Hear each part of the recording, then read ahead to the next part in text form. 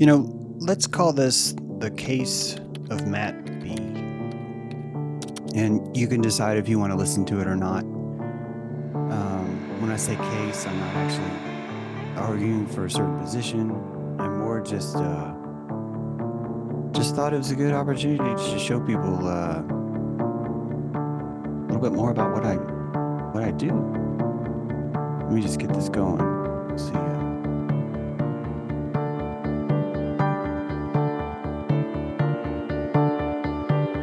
just figured I'd try these little visuals here. We're gonna go to Q prompt, but auto cue, and that should just give us a little something to look at. Oh, wow, look how fast this thing's going. Hang on a second, we'll get there. Let's turn it up a little bit. Okay. First of all, happy Sunday, everyone. Dramatic week as always. I want you all to know that I've never taken Matt not serious. I've never not showed him compassion and love, but I just want you to know a few things. And this is not meant to disparage him as much as just tell you that there's a history that I've shown him consistently that I care about the dude. And one of those ways was he calls himself Drunkyard Dog. And when I met Matt, the he had plastered on his truck the term Drunkyard Dog. It was kind of a big deal. And he was proud of that actually. And so the first couple of times that he would show up to fires or events or whatever, he was usually drunk. And I'm usually the last to know someone's drunk because I'm usually the most surprised that someone would be drinking. Only just because I'm like, well, how are you going to get into the conversation? That's just me, and I'm just not really big into drinking. That's all. It's not even like a judgment as much as it's just there's that emotional pedophilia that definitely steps in a little bit. And honestly, the as much as I find it disgusting, I'm kind of proud of myself because I was still like welcoming him into the group. This is during COVID, so a lot more was like fisticuffs, with just like us versus them. I'm just saying that mentality. And so Junkyard Dog would show up, and I I actually told him, uh, "Hey man, you're drunk. I don't want you here." So the very first time I met Matt involved me having to tell him you can't be here anymore. And you know what? He disappeared. He disappeared for several months, and then he came back. And you know what happened? He came back and he was sober. He was sober, and he changed his moniker. He wasn't Junkyard Dog, and it was great. It was fantastic. And in my mind, I felt that the medicine of banishing him was the medicine that was helping him out. I'm just saying that was in my mind. Um, when I'm around Matt, I there's a tangible empty feeling I feel in my chest. I realize this probably sounds like an insult, and I'm sorry, but it's just sometimes when you're around certain people, you just feel a certain way, and I used to think that that was all my fault, and I just don't anymore. There's an emptiness in Matt that I feel, and I feel that emptiness that's there he could fix, but there's just too much work to do, and that's okay. All of us have that, including me. It's just different levels, and each of us choose to see what we see. So the flaws that I see in him are definitely the flaws in me. But that cold loneliness that I feel in him simply requires more energy when I'm around it. And so I tend to not like volunteer to go be around stuff like that. And he's one of those reasons. Why? Because he makes me do things like banish him by saying, you can't drink here anymore. I still wanted him around, but I wanted him sober. And really, I wanted him sober simply because I noticed how poorly he acted when he was drunk. I just say that because it's not even like I need you to take a drug test. It's not even about that. It's more about how much presence can you bring. One time, Matt said to his girlfriend at the time, she was younger than him, a lot younger than him. And he said, I wish you weren't fat. And he told her that in front of everyone. He said it very flippantly. And I think he was sober. It rocked through me when he did it. It changed the tenor of the fire. I don't remember if Chris was there for that or if no one was there for that. Those guys have definitely been to a lot of fires.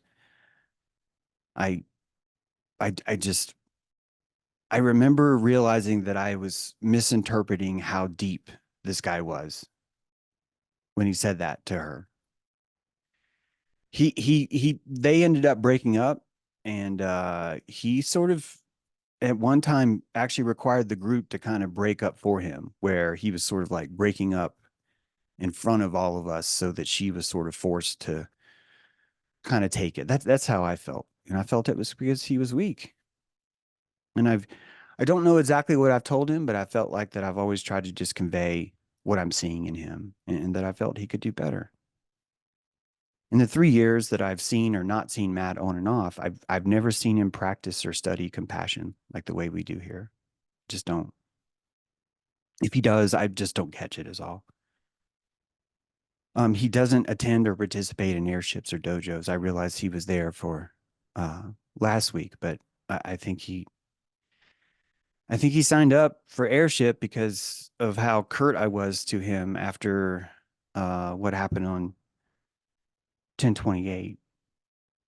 What happened on 10/28? I guess I'll have to explain a little bit, but it's just 10/28 was just a little bit higher calorie for me because of what had happened with Jen and Sarah and Asa. And so I was already kind of running on low calories. And about 4 or 5 days after 10/28, Matt contacted me. I haven't heard from Matt in months and said, I want to have gatherings on my land. And I told Matt the things that I've told everyone. Do you have infrastructure? Do you have the ability for people to go to the bathroom? And the answer is no. And I think you need to build those things and then come to me. I don't need much, but if people cannot go to the bathroom or take a shower, I don't think that it's a place where I want to do anything, is what, and I've said that for a long time. I've since heard that I've been told that this is me rejecting my lifelong dream, but see, I've been given land from people like Matt before, and I know that it's usually a trap because you go and you try and apply, and then all of a sudden they don't want to do anything, or they don't know what, or they have to think about it or whatever. And it's just a huge waste of calories for me simply because I've just been there before. I've been there. I would love to do something with land, but it's not going to be on Matt's land because I don't actually think he's engaged in what we do, and that's okay. Matt's told me that he's bought my books, but he hasn't read them. Matt's told me personally that he doesn't actually believe in what I do or the stuff I teach. And I think that more comes from the fact that he has to constantly push back the medicine man that tells him things like you can't come back until you're sober. That he's constantly asking and looking for permission, kind of like a cocaine addict would. I'm not calling Matt a cocaine addict would, but I'm saying that it's ironic that Friday we saw that display because you're watching the power of manipulation from someone that doesn't have the same empathy centers attached. So they have a much deeper budget to step on your feet.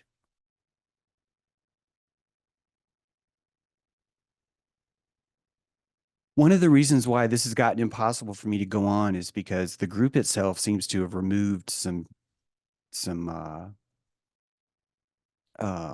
privileges from me as group leader that I used to have that I don't anymore. And one of those was the ability to tell Matt, you got to go, you can't be here anymore, or don't contact me again. Since the moment I met Matt, this has been the relationship I've had with him, which is that your behavior is unacceptable, go fix it. And he goes away and fixes it and comes back for a little bit. It's the best I can do because he's not paying me for therapy. I'm lucky if I can get $1 a day out of him. And I only need that just so I can tell myself that I'm not being robbed by people like him when I am. And so I struggle with that a little bit. After the 10/28 and Matt saying I want to have gatherings on my land, I texted him and said, I need space from you. I don't feel comfortable with you. I need space. I feel like you're being pushy. I feel like I just told you kind of how I was feeling and you just missed all that because you want to have gatherings on your land. And he was coming to Thanksgiving with beautiful people that I love. And I realized that I don't even have the calories to have Thanksgiving with this guy because I just can't afford it. I can't afford what he normally requires of me, especially when I'm in a different temperament now where even the people that are supposed to have my back are not giving me things like I can't have a private candid conversation now. You guys notice that if I try and send someone an email, that email now is public and that none of the group actually says that that's wrong. No one actually acknowledges that I've lost my ability to have a candid discussion with everyone. And it's the same thing here because Matt decided instead of saying, James, I'm mad at you for putting me in my place Saturday at a fire. I should tell you that there was a fire last Saturday and I went. And as soon as I got there, Matt, I didn't like how Matt was talking to me. I told Matt, you're saying these things and that hurts me. And he said, I didn't say those things. And then it felt like he was sort of gaslighting me. I was just sort of like, okay, so you hurt my feelings and you're not going to admit it. Going to have to escalate like I always have to escalate with Matt. And I left. I didn't say, Matt, you have to leave. I'm the one that left. I said, I'm going to leave the fire. This is a fire with the group that I felt like I was in, but there's not room for me here. And we had a fire tender that literally did nothing to stop it. Didn't care. You know why? Because it's just I'm just there to make sure everyone's having a good time. And Matt wants to have a good time. So let's make sure that he does. I think when someone like Matt is able to leave and come back and leave and come back, he's able to harness this power of scarcity. You guys probably have encountered other people like this where they can withhold themselves from a situation. I do this too, where in fact, I'm going to have to do it now because of this, but you utilize the power of scarcity to get what you want. And I think that's what happened Friday, that the scarcity was offered, used as the torch to place Matt as a VIP and say that this man's been wounded and that he's in triage and that we have to operate on him right now. And it doesn't matter who else is here or who else needs witness because Matt is not the kind of person that will come back for another dojo because we all know he doesn't have that kind of patience. But we need to give this to him now. And I think that's another way that he manipulates situations because he doesn't actually have the feelings that are fully attached yet to know that's wrong. And then we have Olivia, the latest girl he dated. I realize I'm being very critical about another man's love life, but I just it felt like he brought Olivia to some of our gatherings to kind of show her his legitimacy. And then it felt like that he dumped her right after that. And when he was explaining to us why he dumped her, it was over like, she wanted to color her hair. And I'm sure there was more stuff, but it didn't sound like he had treated her nice because after he took her home and dropped her off, he was calling her 2 weeks later. Now, I don't get to like just say these things. The reason why I'm bringing this up or the reason why I brought it up to Matt is because Matt said at one point, I don't feel like people are being hard on me enough. And so I decided to be harder on him. And Saturday, I told him his behavior was unacceptable. And Sunday, I got up and I wrote him what I'm telling you now, just in a more abridged version. And writing him that did nothing. Matt doesn't read what I say. It's just really not that important to him. These people are everywhere. They're so saturated everywhere that I no longer reject them from my life. I look at them as opportunities, but only if I can afford it. If I can't afford it, I'm not looking at it as an opportunity at all. I look at it more as like this is something that's going to be too costly. I'm not going to be able to afford it, and I do my best to tell those around me that I can't make it. It was probably one of the driest letters I wrote was to tell everyone at Thanksgiving I'm not going to be able to make it. And I didn't say one of the reasons why I didn't make it was because of Matt, because I think Matt's a soul that deserves to have connection in life. And I didn't want to be the one that was ruining that for him. And I felt that if anyone needed connection, he needed it more than that I could handle this.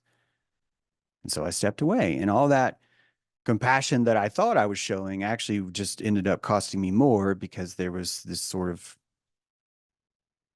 animosity that's seen because it feels like everything that I've done in reaction to Matt has been out of the blue, when in fact, all the things that I've had to do to Matt, I've had to do in order just to be in a relationship with him. And one of those has been to say things often like, please don't contact me again.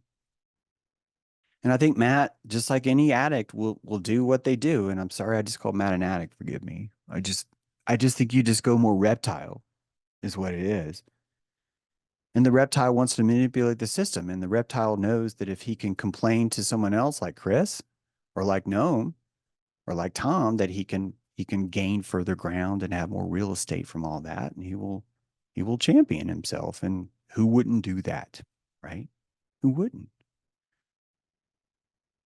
None of these things that I see in Matt are flaws. And the only way that I think is appropriate to react to Matt is the way that I've always reacted to him from day one, and the way that I reacted to him last week, too. I think if you really want to look at why Noam was so harsh on Friday, we could certainly argue it's because I was harsh. I'm still looking at why he got mad at, it was something about he had said that I wasn't giving him a +1. I have no idea where that came from unless I tell myself, if Noam felt that I had treated Matt unfairly and it felt that way all week, then he's had all week to build this story up so that he can come and put me in my place. And for Noam to put me in my place, he's not going to be able to hear my side of the story. And that's what happened. I'm just saying this is what I feel happened on Friday. And normally, if that was isolated, I could tell you I could handle that and everything's fine. But I've written Noam, I've written Chris, I've told them both before. Guys, I'm having a little bit of trouble right now. Could use a little bit more help. And I don't get it. I don't get it because I'm held to a different standard now, and it's okay. I think I'm held to a different standard because I'm fucking tall. And I think I'm in denial about that height and all the other stuff, which is why I don't think it's going to be sustainable for airship until I can get those things back. Privacy, the ability to have a candid conversation, and quite frankly, just a little bit more faith. I cannot fathom how someone could look at Matt's situation and my situation and even have questions about who's probably right here. And I say that simply because Matt has required me to go above and beyond ever since I've known him to apply the compassion on his behalf. But unless you've been watching the whole time, unless you've been seeing the whole time, unless Noam knew that the very first time I met Matt is I said, dude, you're too drunk, get the fuck out of here.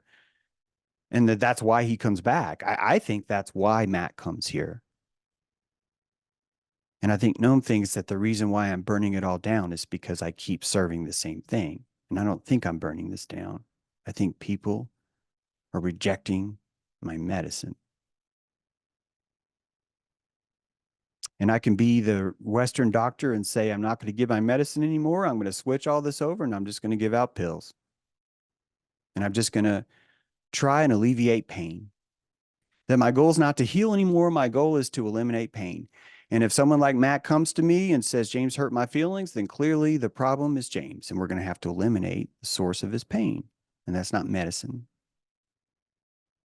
And this is my version of Aquarius. So I don't know exactly how I'm going to survive without doing an airship. I don't know how many of you are going to be like, I'm out of here. I think the fact that I've had to stop live streaming for a while was already a huge thing. Now you're hearing this, you're probably like, what the heck? And before you leave, if you do, I need you to know, thank you. And I need you to hear that even after you leave. I'll take it back. After you leave, I need you to hear me say thank you. That's better. I don't want you to leave, but after you leave, I need you to hear thank you for being here. And I need all of you to know that I firmly have nothing but love for Noam. I definitely feel let down by his behavior Friday, but I think he's let down by me too. And I think both of us are challenged to see if we can love each other. And I think our odds are pretty good.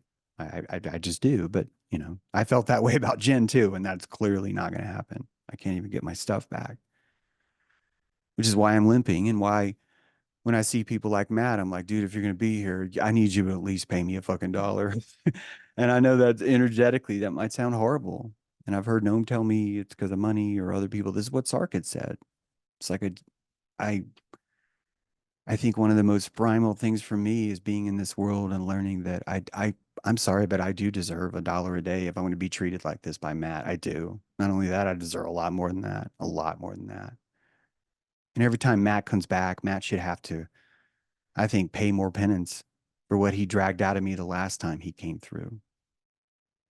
And because right now I've lost Noam as a supporter, so Matt's cost me money, and I'm still giving him medicine right now by telling you what I think.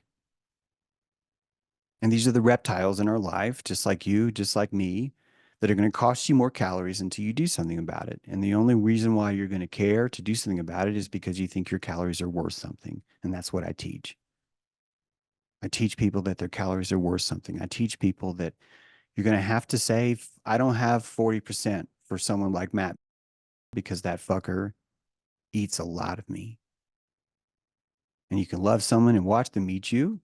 And the only way you're going to be able to survive that is if you step out long before you're close to 40% calories.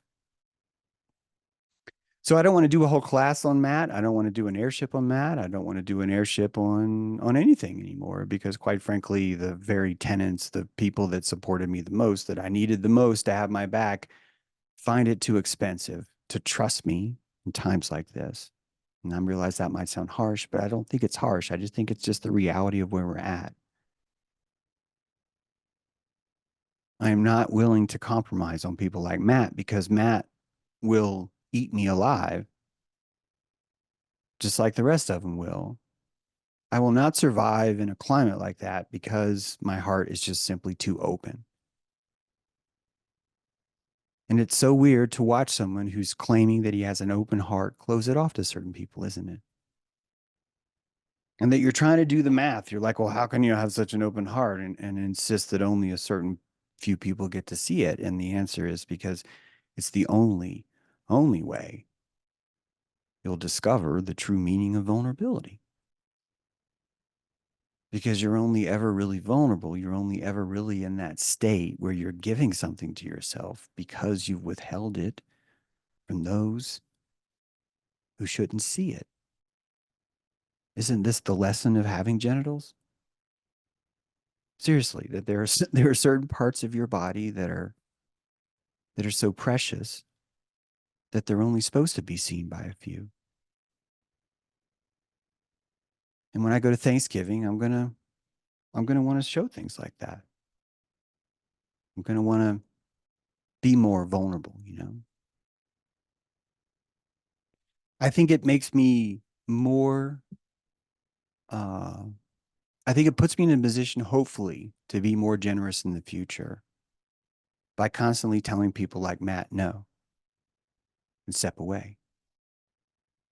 And even when really, really good friends or really good teammates or really good people that you love aren't able to help you do that, it's even more of an opportunity to show your heart how important this is to you, how much it means. That's all I got. I'm gonna post a Monday school for tomorrow. I don't I don't know what the topic's gonna be yet, but almost like sort of like an open house, I think. I just like always when these things happen, Matt really took my last week and I put a lot of time into Matt writing him that letter last week. And he didn't care. And that's part of why I just have to stop, guys. It's just I just have to stop. I did the same thing to Sarah. I really think Sarah needed to read my letter. And so I haven't been working on the curriculum. I've been working on Matt and I've lost a lot because of it. And it's okay. This is the medicine that I bring. And honestly, I wouldn't be here if it wasn't for you guys. So I hope this little look at things is, you know, whatever it needs to be. I'm sorry. I know I said it. I want to just say one more thing. I'm embarrassed at the job I'm doing of bringing you a nice vibe. I'm embarrassed that I'm not able to do that. And I think that I used to be able to do that because times were tighter and there was just a little bit more importance put on the vibe that we make. But those times aren't here anymore. And that's okay. It's weird that we end up finding these foxholes to be so just intimate, where we feel so close to each other, you know. But that's what Ronald Reagan was trying to teach, you know. If only we had aliens that will come in and pull us all together. It's like that. It's a beautiful thing. You guys have a great Sunday. I hope to see you tomorrow, and thanks for a wonderful year.